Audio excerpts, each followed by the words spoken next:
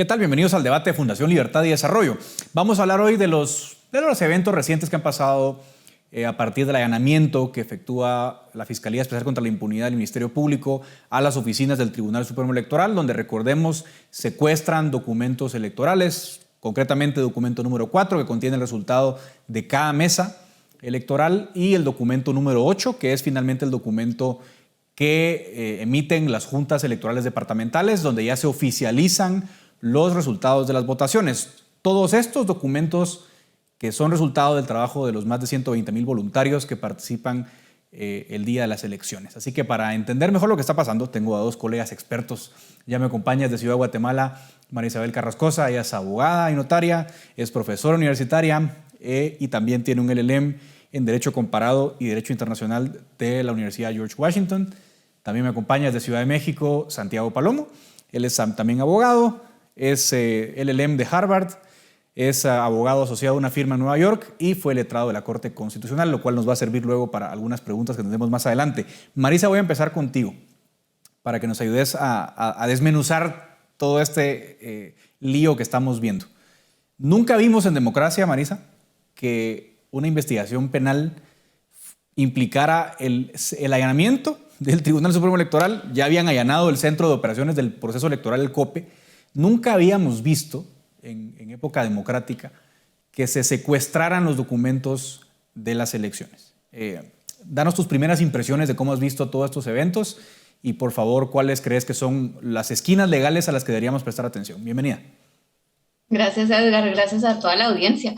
Pues me parece interesante que hayas tocado el tema democracia, porque, digamos, creo que es importante empezar como con conceptos básicos para ir como desgranando este problema, ¿verdad? Entonces, cuando tú hablas de que en épocas democráticas esto no ha pasado, digamos, quizás como hay alguna referencia a este asunto del golpe, ¿verdad? Que también es otro término que últimamente se ha estado tratando muchísimo.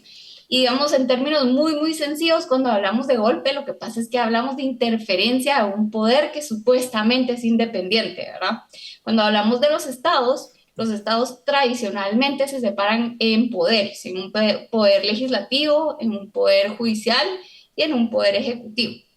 Sin embargo, y hago aquí como una acotación interesante, muchos estados modernos también incluyen como un cuarto poder al Tribunal Supremo Electoral, ¿verdad? Y esto es interesante en términos comparados como para ir como comprendiendo cuál es esa también independencia del poder electoral que está en manos del Tribunal Supremo Electoral, ¿verdad?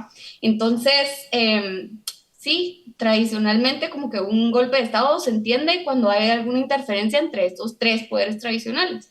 Pero lo que está pasando en Guatemala es que hay interferencia en este otro poder importante que es el Tribunal Supremo Electoral, que de acuerdo con el diseño de nuestra Constitución, a pesar de que no lo llamamos un cuarto poder, digamos, su diseño sí nos permite entender que existe cierta independencia importante en materia electoral y que este es el tribunal especial, único, como que, y que no puede, digamos, ser violentado de sus actividades, ¿verdad? Que son el proceso electoral y la jurisdicción electoral. Uh-huh. Entonces yo creo que es importante como que ir aclarando esos términos como básicos que nos ayudan a decir si esto que estamos viviendo es un golpe de Estado o no es un golpe de Estado, digamos, si sí hay un retroceso importante en términos republicanos y en términos democráticos, ¿verdad? Y para ir comprendiendo eso, yo creo que sí tenemos que, digamos, hacerle cheque al punto número 1, y es que el Tribunal Supremo Electoral es un órgano como que independiente y que tiene jurisdicción exclusiva. Es decir, nadie podría estar conociendo cuestiones electorales si no es este tribunal, ¿verdad? Y ese último punto que dice Marisa, Santi, me da pie a preguntarte y darle continuidad a la pregunta. Creo que Marisa ya nos pone sobre la mesa varios elementos importantes. Recordando otra cosa, históricamente el TSE, Santi, es la joya de la corona, por decirlo así, porque en la transición a la democracia, o sea, se diseñó ese Tribunal Supremo Electoral como un órgano independiente del poder político, para darle credibilidad a la transición, porque normalmente teníamos elecciones fraudulentas antes del 83, 85.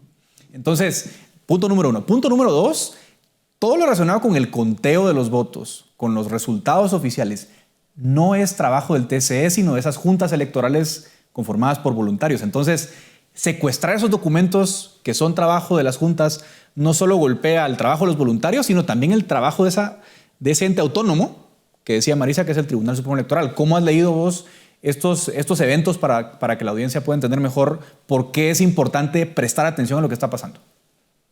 Pues sí, precisamente tanto Marisa como tú tocan el punto, ¿no? Y es que el legislador constituyente fue muy sabio, ¿no? Al estructurar un sistema con rango constitucional y ponderando, ¿no?, los valores y principios a los que propende nuestra Constitución y que son valores netamente democráticos, encargados a una institución autónoma, independiente, con instrumentos para poder resguardar lo más valioso de lo que fue la transición democrática, que fue pasar de épocas de atropellos y sistemáticos golpes de Estado a un sistema en el que efectivamente se iba a ponderar como principio fundamental la democracia representativa.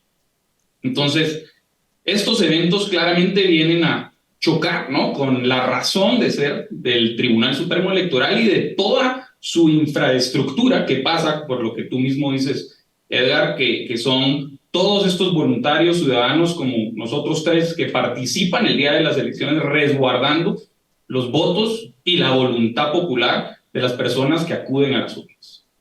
Y yo siempre me gusta en este análisis partir de una noción muy básica, y es que la vocación democrática, como el principio de imparcialidad, no es solamente decirlo, sino también aparentarlo, ¿no? Y digo esto porque ciertamente hemos escuchado por parte del Ministerio Público y de otras autoridades argumentos de que su actuar está basado en legalidad y que obviamente la Constitución los faculta con el monopolio de la persecución penal y el cumplimiento de las leyes en el país. Eso, yo creo que nadie aquí está refutando eso.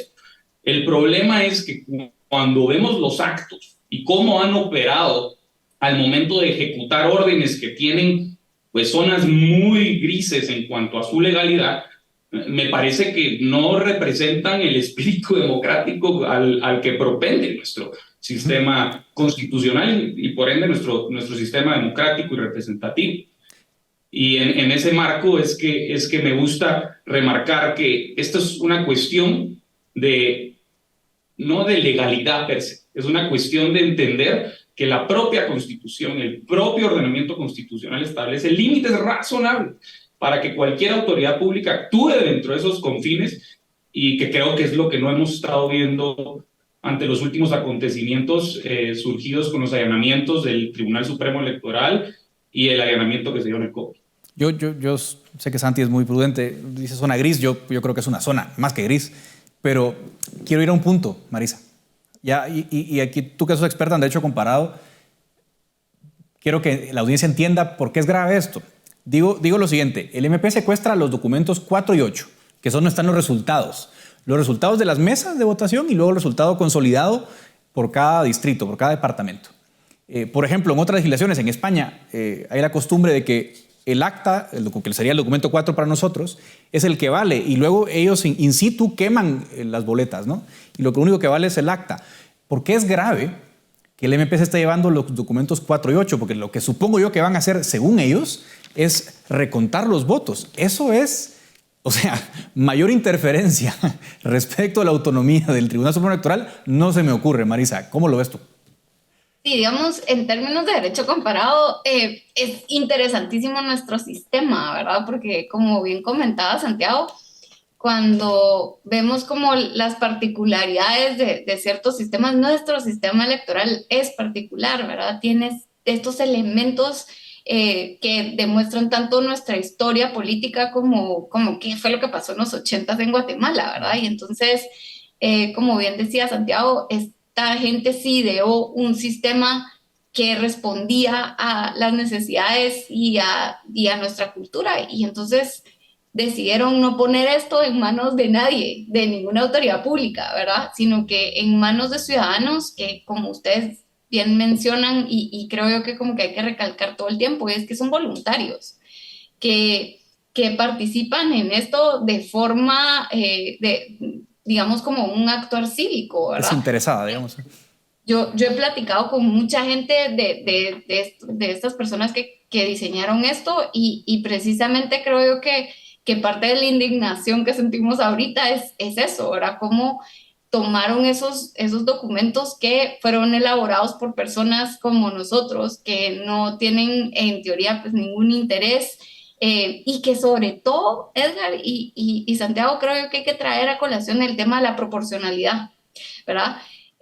Digamos, es un actuar totalmente desproporcional de parte del Ministerio Público, como que el daño es, o sea, el ir a tomar esas cajas, y digamos, yo creo que todos los ciudadanos que han visto las noticias y han visto esa imagen de los magistrados tratando de resguardar esas cajas y que ha sido la imagen que ha circulado por todo el mundo, es una imagen que nos da mucho de qué hablar, ¿verdad? Y que para mí, digamos, si le tuviera que poner una palabra abajo, pondría desproporcionalidad, como que si de hecho hubiese alguna duda del proceso electoral, creo que el actuar del Ministerio Público está muy, muy, muy fuera de lo que la ley le manda y de lo que se espera de él. Y regresando un poquito como a lo que decías al principio, al final esta es una jurisdicción y quiero que el público quizás como que entienda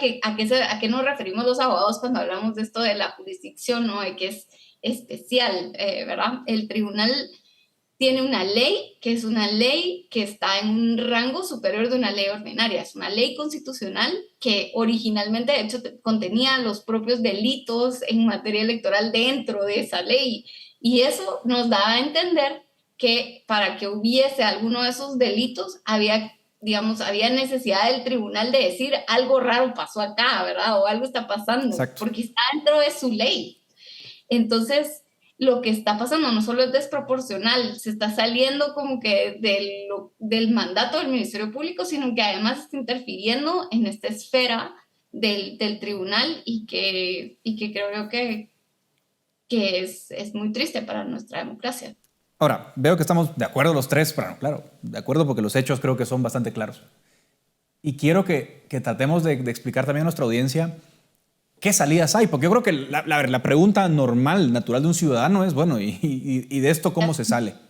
Entonces, hay algunas cosas, por ejemplo, el propio Tribunal Supremo Electoral, muy en el espíritu de lo que acaba de explicar Marisa, presentó un recurso, presentó un escrito de una cuestión de competencia, diciendo, miren, no puede un juez penal, por ejemplo, suspender un partido porque eso es algo que me compete a mí, dice el propio TCE. Y es muy importante darle el sentido de que es el TCE quien acciona ante la Corte Constitucional. El partido Semilla también presenta un amparo. Ayer otro grupo de abogados presentan otra acción cuestionando la ley de crimen organizado. Es decir, pareciera ser, Santi, ahí me corregís y nos ayudas con tu experiencia como letrado en la Corte, pareciera ser que los faros se están moviendo ahora hacia la Corte Constitucional. ¿Cómo lo ves tú, Santi? Todos los caminos llevan a Roma, ¿no? Efectivamente, o sea, hemos visto históricamente cómo se ha desarrollado, ¿no? Nuestro esquema de jurisdicción constitucional y efectivamente las grandes crisis políticas e institucionales del país han sido resueltas, ¿no? por la Corte de Constitucionalidad, de un lado o del otro. Yo tuve el honor de trabajar en esta institución, respeto mucho a la gente trabaja ahí, conozco la calidad de la gente y sé que pues hacen un trabajo diario, pero muy importante, pero creo que ahora tienen una responsabilidad histórica, ¿no?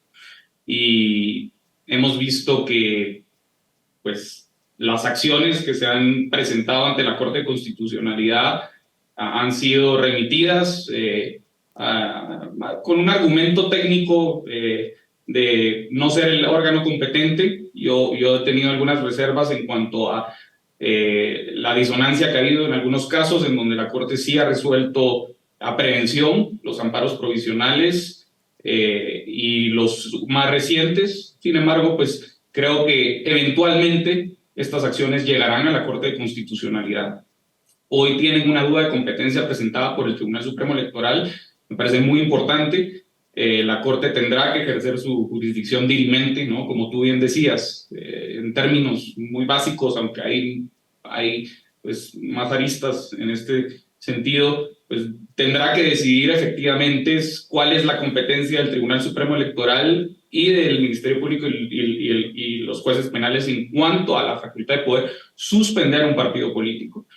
Pero también importantes son las acciones de amparo, que creo que también tienen una fuerza muy importante porque han propendido, ¿no?, a desglosar, ¿no?, estos actos que yo he insistido, un golpe de Estado per se, yo creo que Marisa hizo una antesala muy importante a esto, un golpe de Estado per se, creo que ninguno está en posición de decirlo ahora. Lo que sí estamos viendo es una serie de hechos que en su conjunto pueden llevar a un serio atropello a nuestro régimen constitucional.